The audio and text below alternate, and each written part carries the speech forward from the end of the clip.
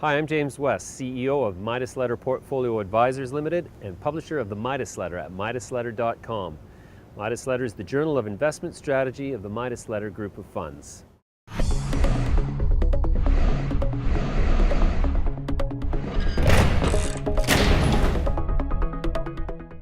Prophecy Platinum, trading under the symbol NKL on Canada's TSX Venture Exchange, is the subject of today's asset site tour. The company is developing the Wellgreen Platinum, Gold and Base Metals project near Burwash Landing in Canada's Yukon territory. We're going to examine 25 key considerations that investors need to think about before determining whether NKL and companies like NKL are an appropriate investment for their portfolios. Those 25 items fall under 5 categories.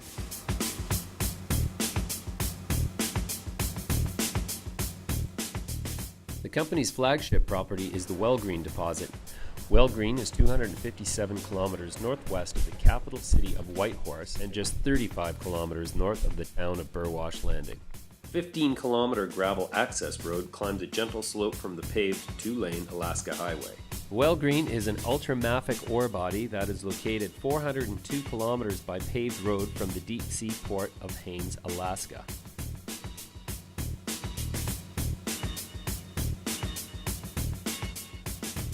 Company geologist Rory Calhoun took me on a tour of the Wellgreen project. On July 14, 2011, Prophecy announced a 43101 technical report that stipulated 10.97 million ounces of combined gold and platinum group metals in the inferred category, and an additional 1.04 million ounces platinum group metals and gold combined in the indicated category. Wellgreen is actually a former producing mine. Hudson Bay Mining and Smelting took out 171,000 tons from 1971 to 1973 that yielded a concentrate grading 7.4% nickel and 6.6% copper. Mining was discontinued due to low prices and complications with the underground operation. From 1973 onward, the deposit continued to be drilled and explored intermittently by a handful of companies until it was finally optioned by Prophecy Platinum Corp in 2011, who now controls 100% of the deposit. We're here at the Wellgreen deposit core shack. They shut down operations because this rock was spalling and basically causing a lot of dilution.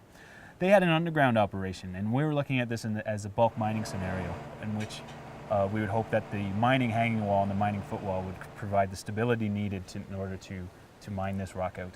Okay, so in here we've got platinum, palladium, gold, copper, and nickel. If our strategy was to expand the resource, I feel confident that this whole 17-kilometer belt is mineralized. As we've seen in the Arch claims to the west and the Linda claims to the east, we believe that this mineralization is continuous. If the whole 17 kilometers was as mineralized as the 2.7 kilometers from which this resource comes, it would be the largest precious metal deposit in terms of platinum, palladium, plus gold in North America.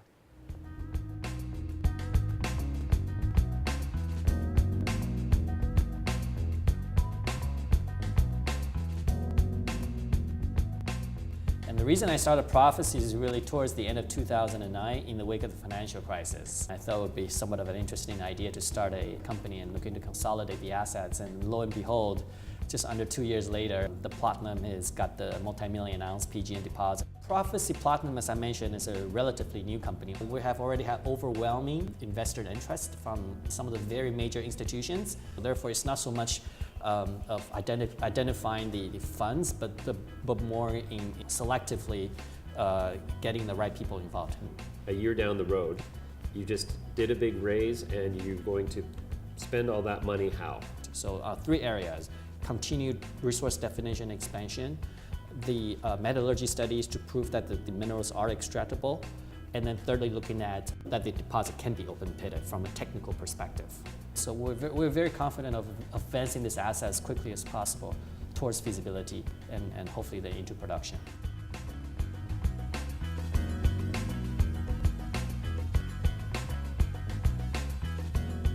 We have gone to great distance, Prophecy Platinum and its predecessor, to make sure that Prophecy owns 100% of this property. Of that, Prophecy Coal owns approximately 45%. That's because the asset came from Prophecy Coal. Sprott Asset Management, one of the largest resource fund in Canada, own around 7 million shares already and purchased in the market. And the management and insiders together own another close to 4 or 5 million shares. So I would say around 65–70% of the shares exist today are very tightly held. The development of the project, are you looking for any joint venture partners? Well, sure, James. This deposit already so far has 289 million tons of inferred resource and 14 million tons of measured indicated resource, and it's looking to potentially grow a lot bigger and further. We're definitely looking for, and we have already received interest from some of the largest metal traders and metal producers in the world.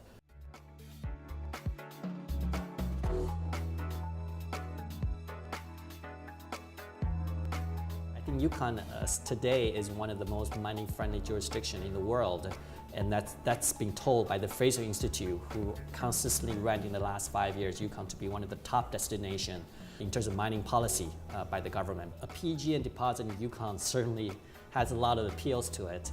We don't envision permitting to be an issue. We have a really very great relationship with 2 First Nations who have territorial influence over our property. And we found them to be very well educated, communicate very open communications, and so we're working both with the provincial government and as well as the First Nations. We're 15 kilometers from the highway.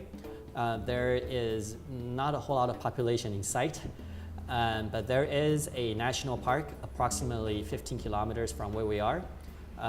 We don't envision to be an issue. However, there is extra sensitivities and extra studies we have to obviously conduct and be careful in preserving the environment.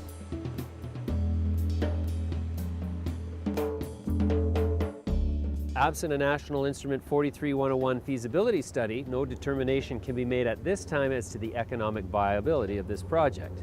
However, our view is that since these inferred and indicated resources come from only a 2.3 kilometer section of a 17 kilometer land package with surface expressions and geochemistry across the entire 17 kilometers exhibiting the same characteristics as the geology that contains the existing resource, the potential for expansion of this resource is extremely good. In view of the company's responses to our checklist, we don't see any big stumbling blocks to the permitting and construction of an open pit mining operation to exploit the resources currently known.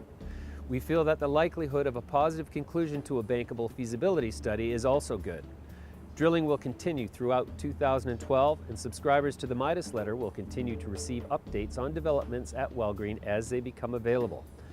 I'm James West, and this has been a Midas Letter site tour.